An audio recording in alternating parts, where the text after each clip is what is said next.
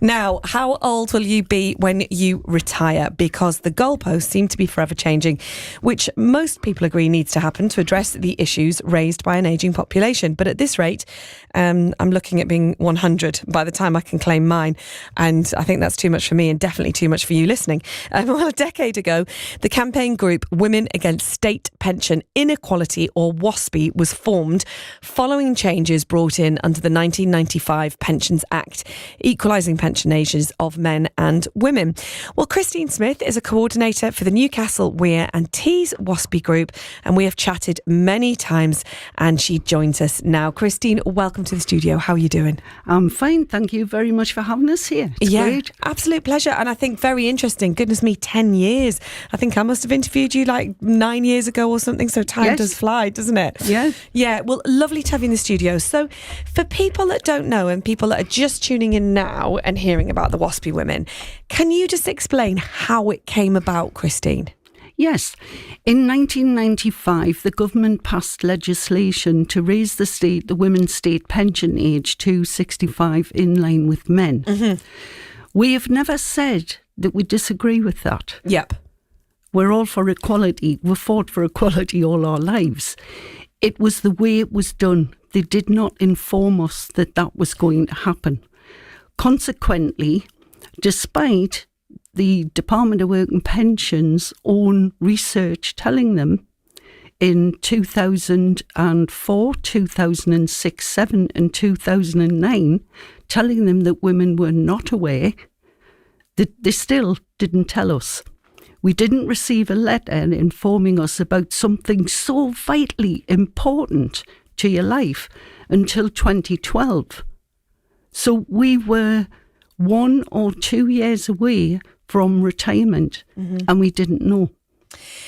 And it's interesting you should say that, Christine, about something that is so important in life, because if I think about my family, and I know people listening will think about their family, I'm telling my 20-year-olds now, sort pensions, think about these things that you think about it's something that you have to plan for, because there's an awful lot going on in people's lives at that time anyway. You know, if you're lucky enough still to have elderly parents, you might be caring, there's all sorts going on, isn't there? So you had no idea. Can I ask how you felt when that letter landed? I couldn't believe it, to be fair. And you're saying about, your life changes as you get older. I had made the decision that I was going to retire a couple of months away from 60 because we had 3 elderly parents. Yeah. And you have to make a choice. My husband and I had a look at our finances. We had planned it. I thought, right, I've only got a year to go. Well, not even a year. It was only 6 months before I get my state pension. Mm-hmm. So I will be able to afford to retire and look after our elderly people. Then the letter came. Now, Claire, I worked at the hospital. Yeah. And I was also a union branch officer. Yeah. If the hospital and the union had known, they would have put on pension seminars. So if the union and the hospital didn't know, a massive government employer, how was I supposed to know? Were you deeply shocked and deeply upset? And straight away, did you feel defiant? Oh, absolutely. I was furious, absolutely furious. Something so life-changing, and right at the end of 45 years of full-time work, and you're slapped with that. If we had been told in 1995, we wouldn't have had an argument. Our argument has always been maladministration against the Department of Work and Pensions for not telling us that this was going to happen. So this is not about not wanting to be equal with men and wanting to retire earlier. It's not wanting special treatment because we're women, because women just want equality. They don't want special treatment. Yeah. So it's not to do with any of that. It is to do with the fact that time wasn't given in order to prepare. That's right. Yes. Yeah. And consequently, because women had made life-changing decisions, They would leave to help out their children with grandchildren, nana duties, looking after elderly parents. Depending on the type of work you did, you were physically incapable of doing that job. And women were passed over for promotions. They weren't even considered. It was, well, you're going to retire in 18 months or 2 years, so we're not going to put you forward for a promotion. And I think as you get older, I know things are changing, but for men and women, as you get older, very often you can be invisible in a workplace. And I know that workplaces are working hard to change that, but that is something that a lot of people do feel. And so you had, that whole idea of being invisible to begin with, but then knowing that you're going, people are going to pass you over, I suppose. So people felt like they had missed out on a kind of a final push, really, as part of their career. Yeah, and also women weren't allowed to join a company pension scheme until 1995, and even then it wasn't open to part-time workers. A lot of women had paid the small stamp, so they ended up they didn't have enough qualifying years. And in 2016, up until 2016, you were entitled to part of your husband's pension. They took that away as well. So women didn't have enough qualifying years because they were paying the small stamp, and then they took away the ability to have some of your husband's state pension, and also passed over for promotion. Once you left the workplace, it was, oh, I've got another 6 years to work. You try to get your job back. You try to get any job. And ageism is still rife in the workplace. How did you, well, in the world, I think. Yes. How did you find, did you leave your employer, and how did things pan out for you then? I didn't really have an option, Anna. What do? Put 3 elderly parents into care. Well, the cost of that is prohibitive. I mean, it's incredibly expensive. We're not like that in the northeast. We look after our own people. Until it comes to a point that maybe you can't manage yourself. It's physically impossible. Physically and impossible. mentally impossible. But you try to keep your parents in their own home, and that cost would fall on the government. Well, this is the thing, is that it's unpaid carer, really. That is what you are doing, isn't it? Yes. So when you got together with the other women, did you hear similar stories? And did you have support from men around you as well, I wonder?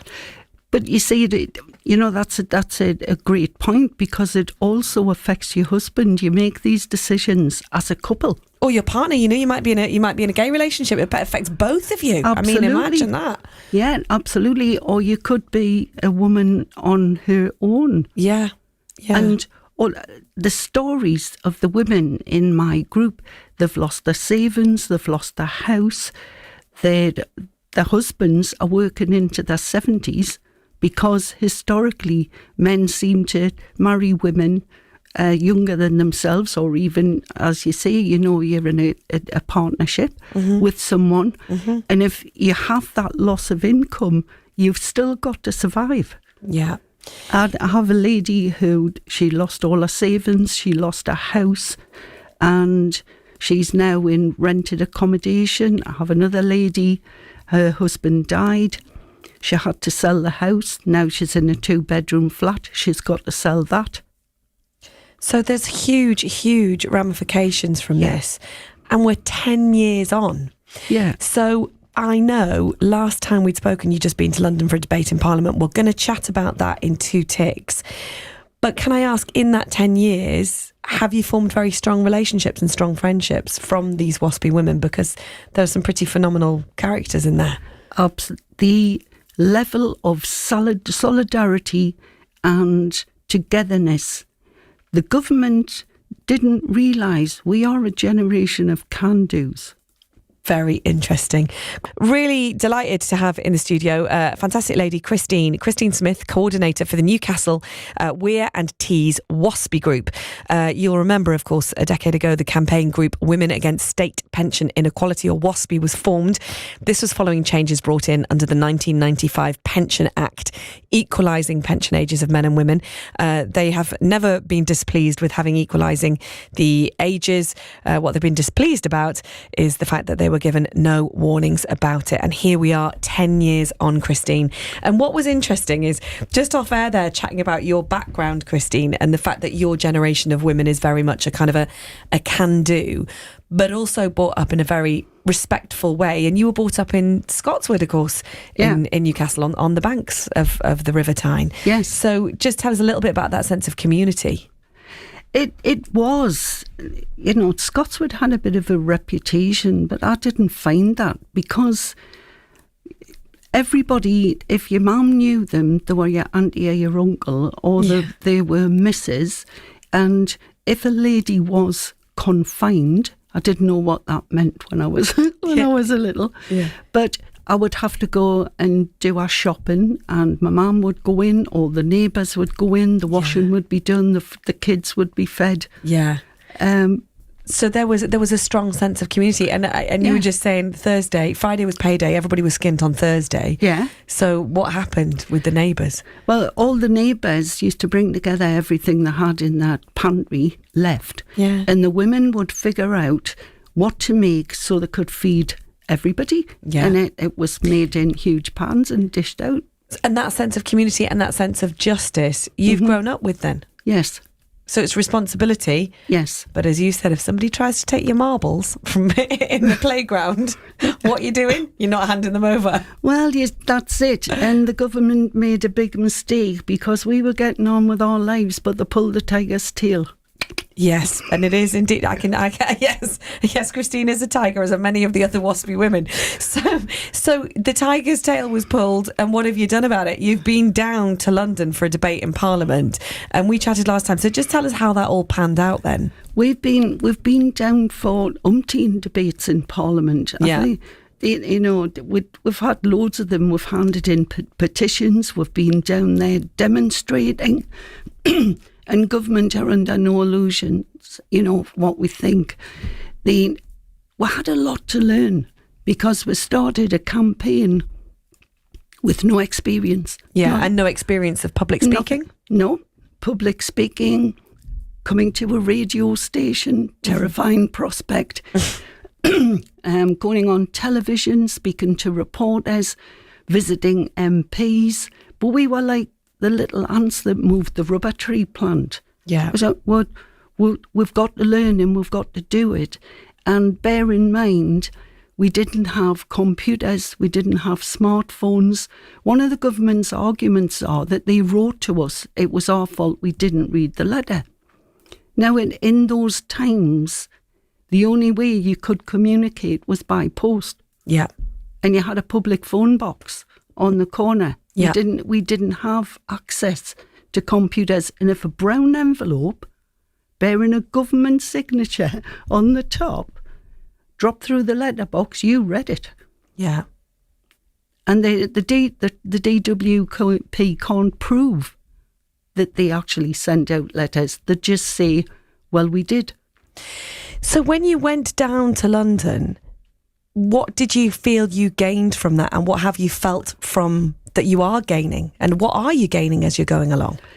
Exposure, certainly, and we met with our MPs, and in the past, because we have approached them and we've worked so hard, every MP in the North East supported us.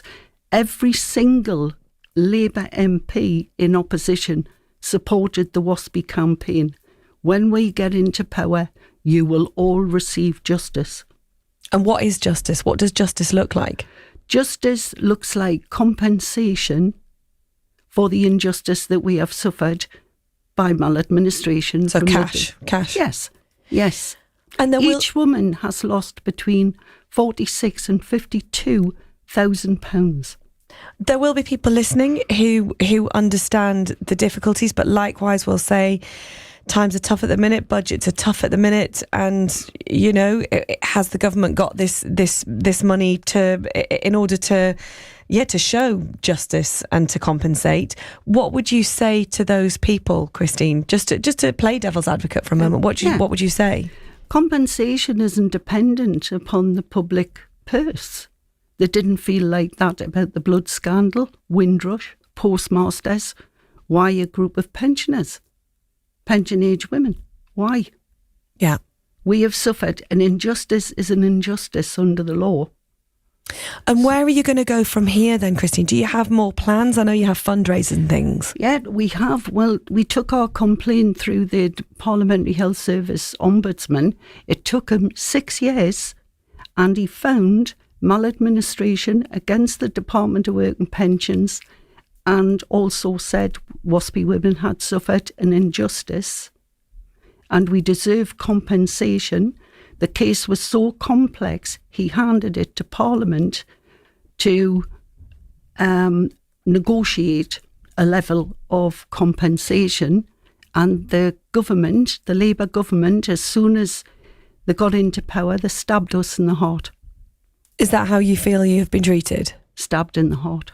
Yeah, I mean, obviously I don't have them here at the moment to put those questions to them, but I'm sure they'll have a reply.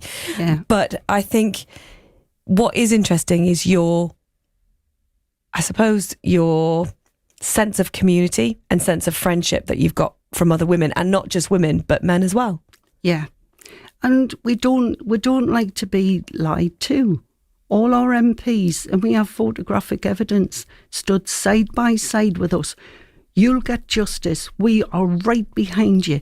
They kept demanding of the Conservative government to pay our compensation. And then as soon as they got into power, they said, we're sorry, right? We disagree with the Parliamentary Health Service Ombudsman's report, bearing in mind that is the parliamentary policeman, and it is the only way that a citizen of this country can complain about a government department. Will you continue to fight? Oh yeah, we're going to court. Yeah.